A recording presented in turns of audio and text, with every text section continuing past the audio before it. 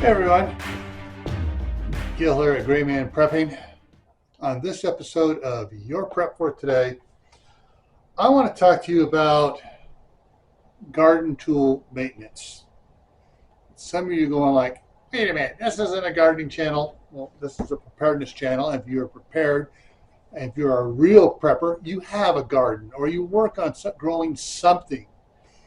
But if you have a bug out location, you should be growing stuff out there, planting trees, keeping the weeds down out there.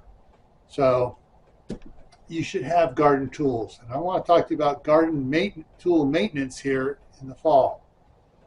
If you've been using your tools all summer long like you should be, they need to be taken care of. Certain tools need to be sharpened. Others need to be cleaned and oiled.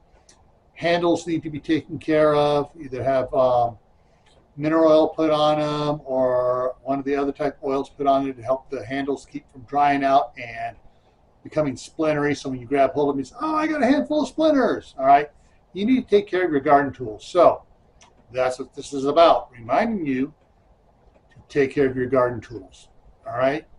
And if you are growing a garden and you have neighbors, I bet they all know that you're growing food, which means you also want them to start growing their own food and start prepping some of their own stuff.